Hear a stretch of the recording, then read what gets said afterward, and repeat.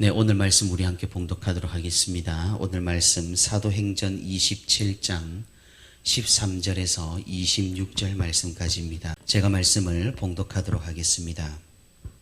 남풍이 순하게 불매 그들이 뜻을 이룬 줄 알고 닻을 감아 그레데 해변을 끼고 항해하더니 얼마 안 되어 섬 가운데로부터 유라굴로라는 광풍이 크게 일어나니 배가 밀려 바람을 맞추어 갈 수 없어 가는 대로 두고 쫓겨가다가 가우다라는 작은 섬 아래로 지나 간신히 거루를 잡아 끌어올리고 줄을 가지고 선체를 둘러 감고 스르디스에 걸릴까 두려워하여 연장을 내리고 그냥 쫓겨가더니 우리가 풍랑으로 심히 애쓰다가 이튿날 사공들이 짐을 바다에 풀어버리고 사흘째 되는 날에 배의 기구를 그들의 손으로 내버리니라. 여러 날 동안 해도 별도 보이지 아니하고 큰 풍랑이 그대로 있음에 구원의 여망마저 없어졌더라. 여러 사람이 오래 먹지 못하였음에 바울이 가운데 서서 말하되 여러분이여 내 말을 듣고 그레데에서 떠나지 아니하여 이 타격과 손상을 면하였더라면 좋을 뻔하였느니라. 내가 너희를 권하노니 이제는 안심하라. 너희 중 아무도 생명에는 아무런 손상이 없겠고 오직 100분이리라. 내가 속한 바 곧 내가 섬기는 하나님의 사자가 어젯밤에 내 곁에 서서 말하되 바울아 두려워하지 말라. 네가 가이사 앞에 서야 하겠고 또 하나님께서 너와 함께 항해하는 자를 다 내게 주셨다 하였으니 그러므로 여러분이여 안심하라. 나는 내게 말씀하신 그대로 되리라고 하나님을 믿노라. 그런즉 우리가 반드시 한 섬에 걸리리라 하더라.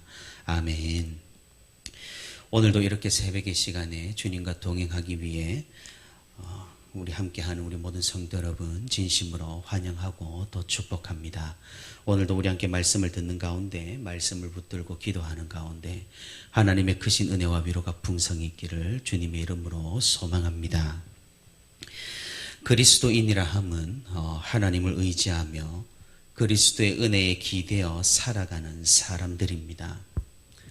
우리가 늘 이렇게 기도하고 또 이렇게 찬송하고 이렇게 말씀을 듣곤 하지만 정말 살아가면서 행동으로 실천으로 삶으로 진정 하나님만 의지하기는 마냥 쉽지만은 않습니다. 왜냐하면 하나님께서 이 세상을 창조하셨고 운행하신다고 아무리 듣고 기억하고 되뇌어도 막상 세상에 나가보면 그렇지 않아 보이기 때문입니다. 너무나 분명하게도 세상은 공중권세 잡은 자가 지배하고 있고 하나님 없이 잘만 돌아가는 것 같으며 모든 것은 우연과 운명의 결과인 것 같아 보이니까 말입니다. 그래서 우리는 참으로 어떤 모순적인 상황을 마주하게 됩니다. 하나님을 의지한다고 교회에서 고백하면서 동시에 세상에 나가서는 그렇게 자신의 힘과 자신의 능력으로 살아가려고 하는 그것입니다.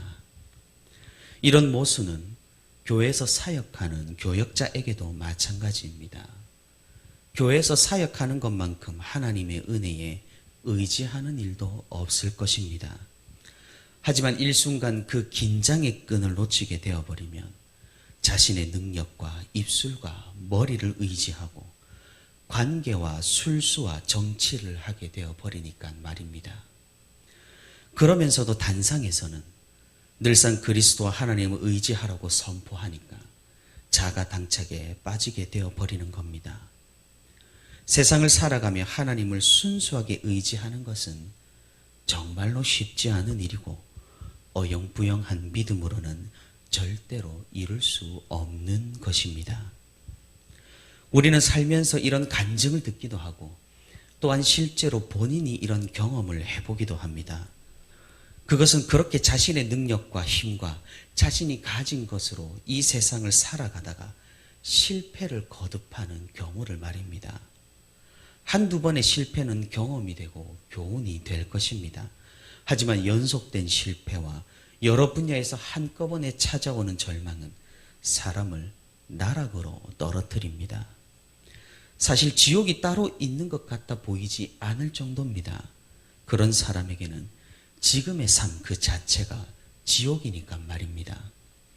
그렇게 지옥에서 살아가다가 어느 순간 깨닫습니다. 무엇을 말입니까? 나에게는 하나님이 있다라는 사실을 깨닫습니다.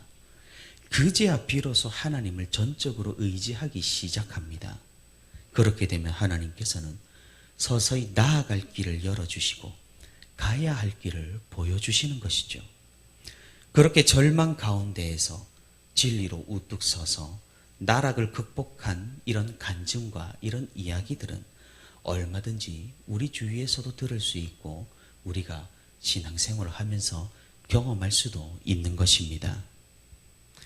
하나님께서는 우리에게 시험을 허락하시는 그런 분이십니다. 우리야 세상을 살아가면서 평탄함과 평안을 그토록 갈구하지만 어째서인지 우리 인간이라는 존재는 배가 따뜻하게 되면 그만큼 나태해지는 것이 보통입니다. 믿음도 그렇고 신앙도 그렇습니다. 그래서 오히려 난세 교회가 더욱 크게 부흥했던 역사를 볼 수가 있고 이런 역사는 이런 사실을 충분히 증명하고 있는 것이죠. 평화로운 시대에는 오히려 교회는 약세를 거듭하고 평화로운 나라는 전쟁에 대해 무감각해져서 큰 화를 당하는 경우가 많은 것도 그러합니다. 하나님께서는 그런 우리를 버려두지 않으신다는 거죠. 왜 그러십니까? 우리를 사랑하셔서 그렇습니다. 우리를 만드신 분이시기에 우리를 잘 아시는 주님께서는 우리에게 무엇이 정말로 필요한지를 정확하게 아시기 때문입니다. 그렇기에 우리의 나태에 고난으로 응답을 하시고 우리의 태만에 시련으로 응수하시고 우리의 타성에 절망으로 일깨우시는 것입니다. 하지만 우리는 이를 깨닫지 못하고 불평을 합니다. 하나님 나에게 왜 이런 일이 일어나게 하시냐고 말입니다. 사실 이런 불평의 말은 우리가 읽은 오늘 성경 본문에 따르면 정말로 사도 바울이 할 법한 말입니다. 왜 그렇습니까? 아니 하나님께서는 바울을 로마로 보내신다고 하지 않으셨습니까? 그 보내시는 목적도 복음을 위해서 로마에서 그리스도의 복음이 전파되게 하기 위해서 보내시는 겁니다. 그렇다면 하나님께서는 이 바울을 좀 편안하게 평탄하게 보내주셔도 괜찮을 법한데 우리가 여태까지 바울의 일정을 살펴본 바 어떠합니까? 유대인들의 핍박과 로마인들의 견제와 재판은 물론 청문회에다가 어려운 항해 그리고 오늘 본문에서는 태풍을 만나서 배가 난파되기까지 참으로 너무 하신다라는 생각이 들 정도입니다. 아니 바울이 놀러 가는 것도 아니고 다른 사역 때문에 가는 것도 아니고 하나님께서는 이렇게까지 하시는 이유가 무엇일까요? 로마의 백부장은 이곳에 머물자고 하는 바울의 권고가 아니라 항해를 좀 더 해보자는 선장의 감을 믿기로 합니다. 그래서 그들은 미항이라는 곳에 머무는 것이 아니라 배를 조금 더 움직여서 그레데섬 해안을 따라서 이동을 했습니다. 그들의 목적지는 베닉스였습니다.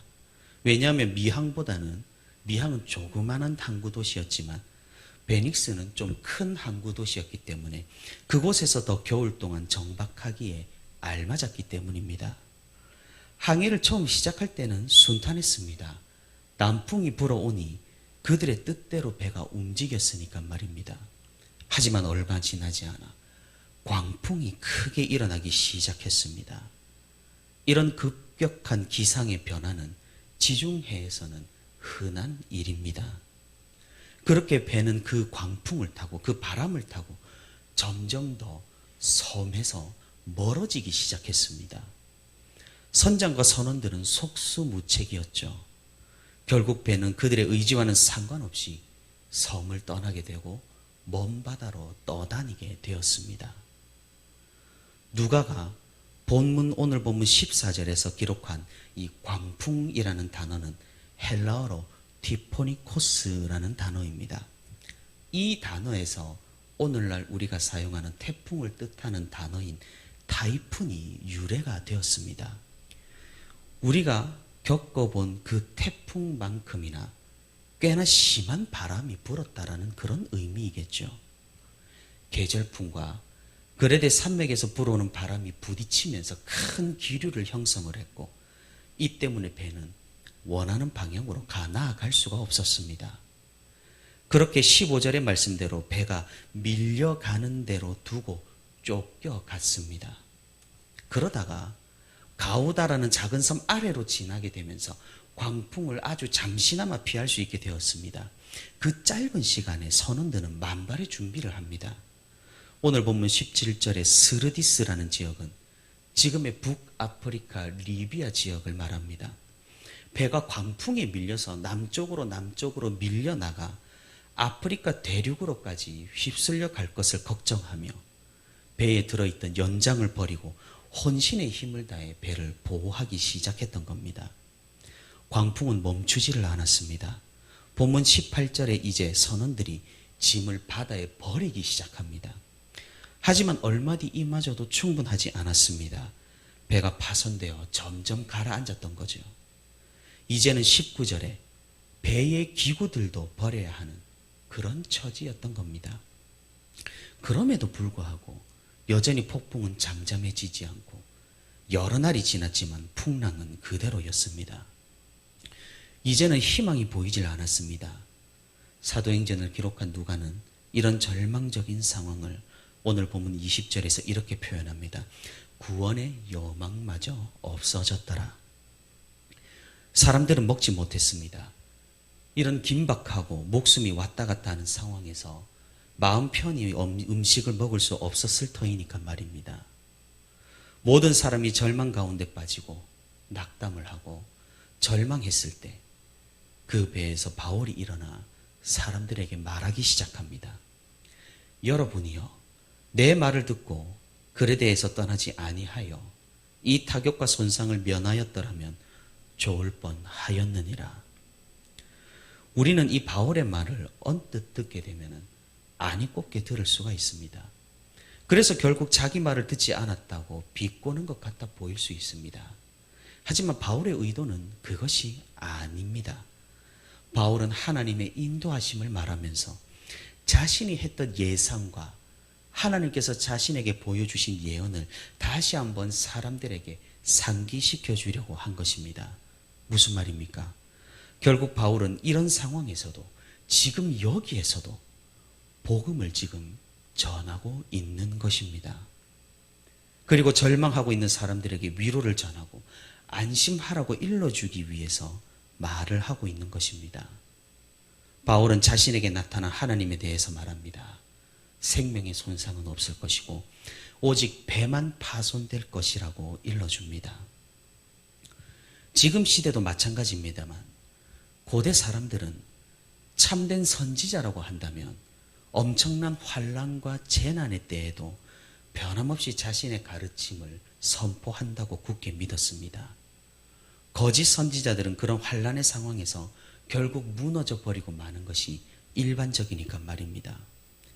그래서 그런 그들이 볼 때 이 사도 바울은 한결같았던 겁니다. 이것은 선장에게도 그리고 로마의 백부장에게도 마찬가지였습니다. 이제서야 바울은 신임을 얻기 시작했습니다. 바울은 한 섬에 우리가 정박할 것을 예언했습니다. 배가 파손되는 것은 두려운 일일 겁니다.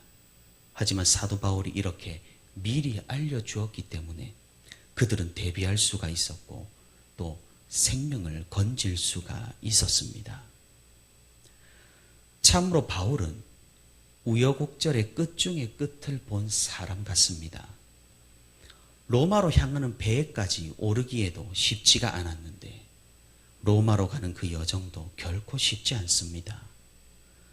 하나님께서는 왜 이리도 혹독하게 바울을 사용하시는 것일까요? 그것은 믿음의 사람 바울을 통해 보여주시는 겁니다. 그 당시 사람들에게 그리고 오늘날 이 말씀을 듣는 우리에게 말입니다.